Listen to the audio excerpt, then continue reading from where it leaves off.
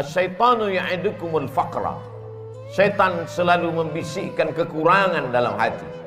Syaitan selalu membisikkan kesedihan. Syaitan selalu membisikkan ketakutan. Halau ketakutan itu dengan takbir. Usir rasa cemas itu dengan takbir. Allahu Akbar, Allahu Akbar, Allahu Akbar, walillahil hamd. Bahwa orang yang dekat dengan Allah, ujian tak pernah terhenti datang. Kenapa Ibrahim yang bergelar Al-Khalil, kekasih Allah, Al-Khalil, orang paling dekat dengan Allah, Al-Khalil, orang yang disayang Allah. Mengapa ujiannya datang silih berganti?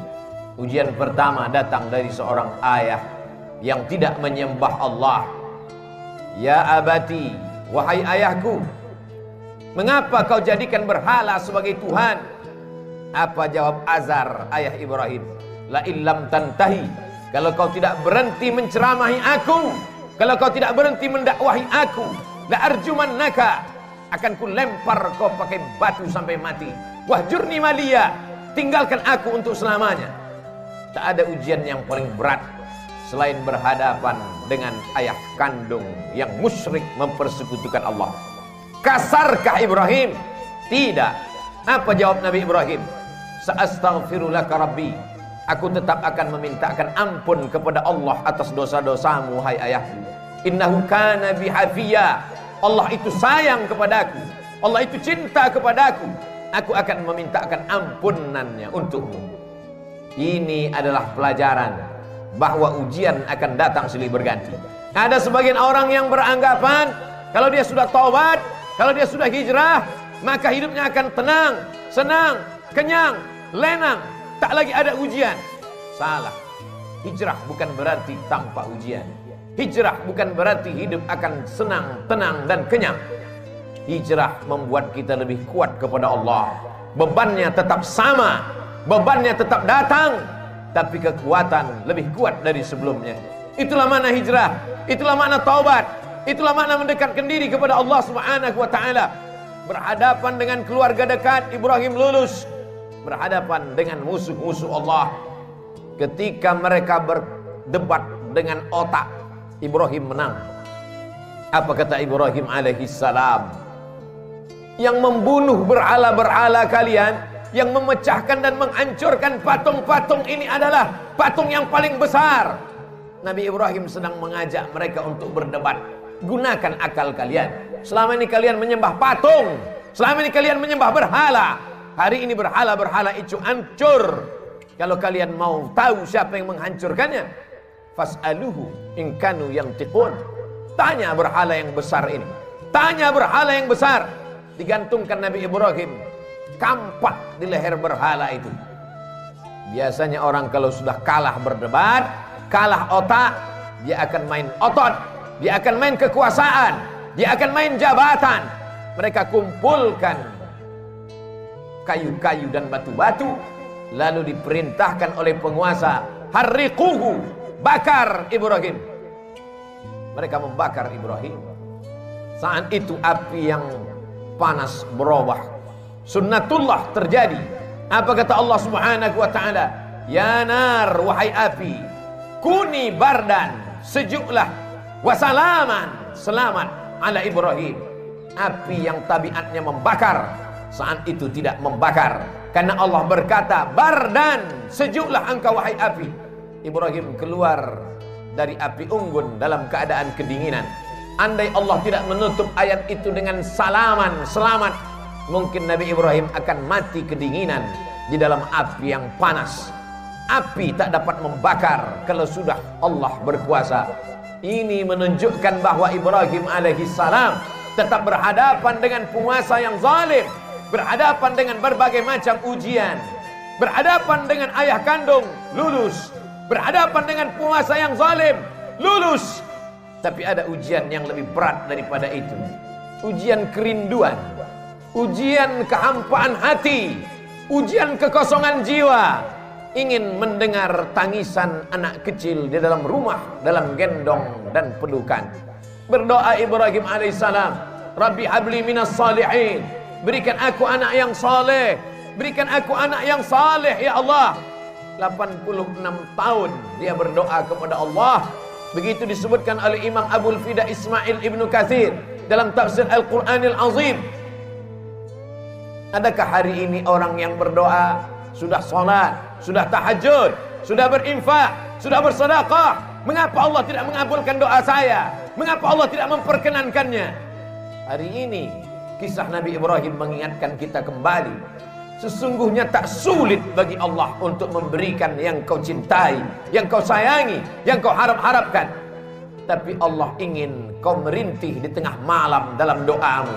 Allah ingin melihat kau bermunajat dengan tetesan air matamu. Allah ingin kau berdoa. Allah ingin kau berikan segalanya kepada Allah. Allah maha cemburu. Allah tak ingin kau berbagi dengan yang lain. Oleh sebab itu munajat di tengah malam, berdoa kepada Allah. Sesungguhnya Allah ingin meningkatkan derajat, menghapuskan doa, menghapuskan dosa dengan doa-doa dan permintaan seorang hamba. Aqrabu ma yakunul 'abdu min rabbih, seorang hamba paling dekat dengan Allah wa huwa sajid, ketika dia sedang bersujud. Fa aksiru fihi du'a, perbanyaklah doa. Pesan pertama dari kehidupan Nabi Ibrahim, bahwa hidup tak pernah lepas dari ujian. Hari ini kita sedang menghadapi ujian besar. Saudara-saudaraku yang kena PHK, saudara-saudaraku yang kesulitan dalam mencari nafkah, sesungguhnya ujian itu tetap datang silih berganti. Allah hanya ingin melihat perut itu kosong dari materi, sehingga kalau perut kosong, hati penuh, besarkan Allah. Allahu Akbar, Allahu Akbar, Allahu Akbar, walillahil hamd. La ilaha illallah, Allahu Akbar, walillahil hamd. Besarkan Allah dalam hatimu, supaya dunia ini kecil dalam pandangan matamu. Besarkan Allah dalam jiwamu, supaya kau melihat ujian itu kecil.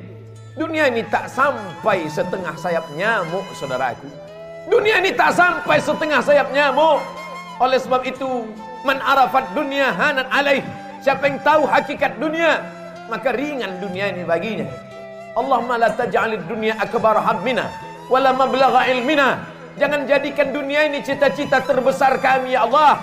Jangan jadikan dunia ini harga terhadap ilmu kami.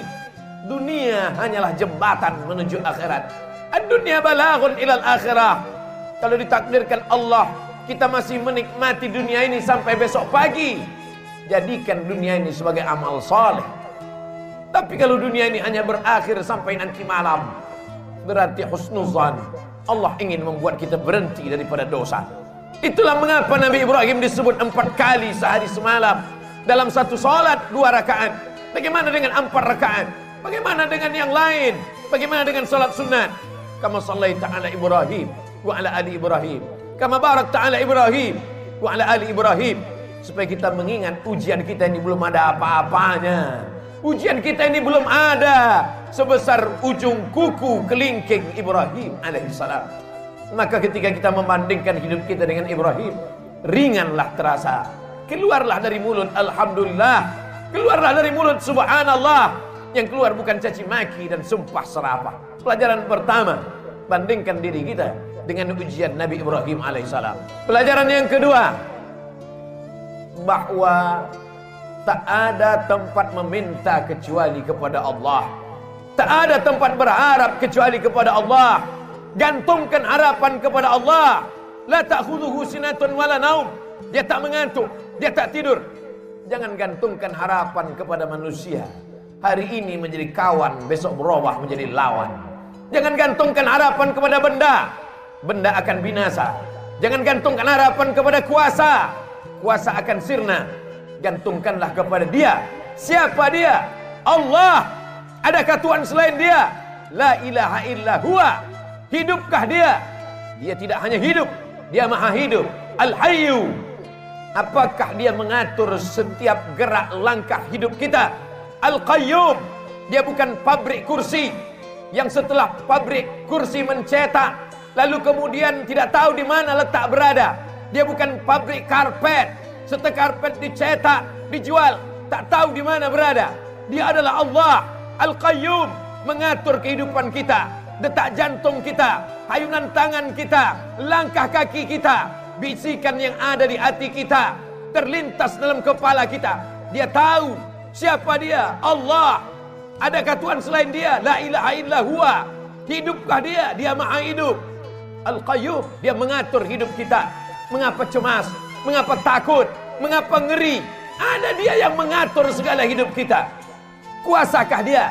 Lahu ma fis samawati wa ma fil ard. Ada yang bisa menolong selain dia? Man dzal ladzi yashfa'u 'indahu illa bi'idhnih. Tahukah dia apa yang ada dalam kepala kita hari ini? Ya'lamu ma baina aydihim wa ma khalfahum wa la yuhituna bi syai'in min 'ilmihi illa bima syaa'.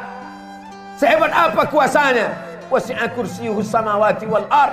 Sulit dia mengatur alam semesta. Wa la ya'uduhu hifdzuhuma. Hebatkah dia? Kuasakah dia? Tinggikah dia? Besarkah dia? Wa huwal 'aliyyul 'azim. Itulah yang menguatkan kita. Itulah yang membuat kita hebat di antara makhluk yang lain. Kalaulah manusia itu hebat karena besarnya, tentu lebih besar sapi yang ada di depan kita, tapi kita akan menyembelih dia. Kalaulah manusia itu hebat karena suaranya, tentulah onta lebih besar suaranya, tapi pagi ini onta disembelih. Kita hebat karena kita membesarkan Allah. Kita hebat karena dibesarkan oleh Allah.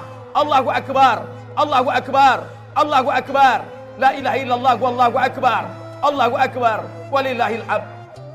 Dunia tanpa Allah terasa kecil. Itu yang dirasakan oleh Sayyidina Abu Bakar Siddiq. Kita berada di dalam Jabal Sur, saat bersembunyi akan pindah ke kota Al-Madinah Al-Munawwarah. Datang orang kafir Quraisy menyerbu. Mereka akan membunuhnya. Bergetar tangan Sayyidina Abu Bakar. Tapi Nabi tahu. Apa kata Nabi? La tahzan, jangan sedih. La tahzan, jangan takut. La tahzan, jangan cemas. Innallaha ma'ana. Allah bersama kita. Yakin Allah bersamamu, maka kau terasa besar di hadapan makhluk-makhluk yang lain. Kau bukan apa-apa. Kau hanyalah setumpuk daging busuk yang akan dimakan cacing tanah. Tapi ketika kau besarkan Allah, maka kau ikut menjadi besar.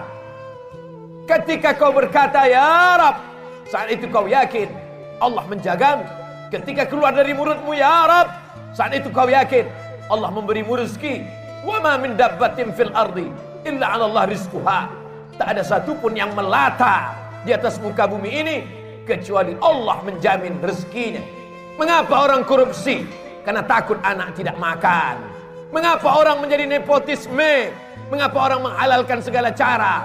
Karena takut tidak makan. Orang yang hanya memikirkan perut, maka hakikat dirinya tak jauh lebih kecil daripada yang keluar dari perut. Orang yang hanya memikirkan lambung, maka dia tak lebih besar daripada yang keluar dari lambung. Itulah mengapa Allah menjauhkan otak dari lambung. Otak di atas, lambung di bawah. Supaya kita jangan hanya memikirkan lambung. Tapi hari ini ada manusia yang begitu ketakutan. Kenapa? Karena hanya urusan lambung. Menjegal kawan seiring, menggunting dalam lipatan, menikam dari belakang, musuh dalam selimut. Gara-gara apa? Gara-gara lambung. Atib mat'amak, jaga makananmu, takun mustajabud da'wah, doamu akan dikabulkan Allah. Pelajaran kedua yang diambil dari kehidupan Nabi Ibrahim alaihissalam, senantiasa berdoa kepada Allah. Tapi ada orang-orang yang berdoa kepada Allah, doanya tak dikabulkan Allah.